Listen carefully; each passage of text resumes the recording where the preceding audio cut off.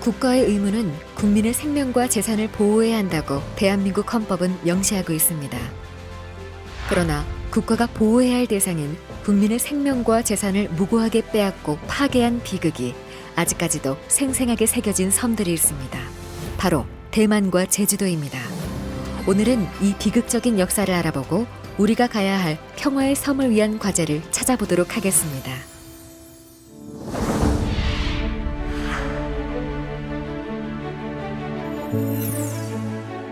(1947년에) 발생한 2.28 사건은 대만 토착민과 1945년부터 중국 본토에서 건너온 이주민과의 갈등으로 폭발하게 되었습니다.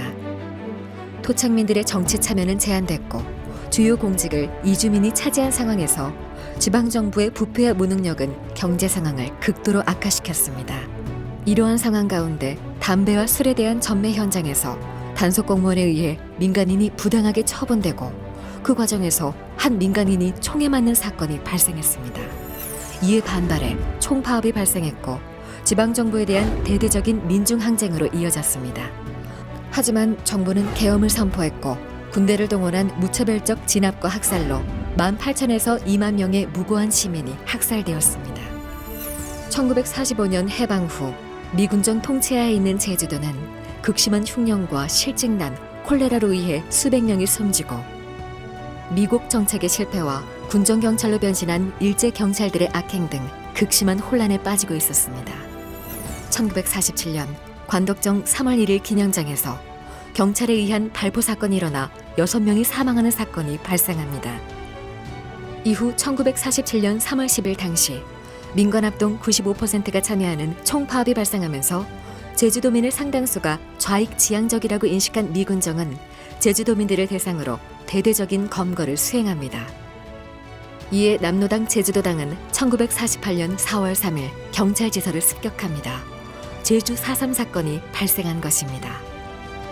4.3 진상규명위원회에 따르면 무장대를 진압하는 과정에서 제주도민 2만 5천 명에서 3만 명이 실종되거나 살해된 것으로 추정하고 있습니다.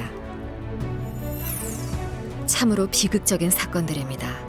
그렇다면 지금까지 살펴본 대만 2.28 사건과 제주 4.3 사건의 공통점은 무엇일까요? 그것은 바로 국가 폭력에 의해 자국민들이 희생되었다는 점입니다. 공적 질서와 치안 유지를 통해 민주적 정치 체제를 수호한다는 목적을 위해 활용되는 강제적 수단이 오히려 민주적 가치들을 제약하고 위협함으로써 민주주의 규범과 가치 자체를 위험에 빠지게 했습니다. 자, 그러면 과거에 있었던 국가폭력에 대한 문제는 어떻게 해결해야 할까요? 현재 국회에서는 제주 4.3 사건 진상규명 및 희생자 명예회복에 관한 특별법이 추진되고 있습니다.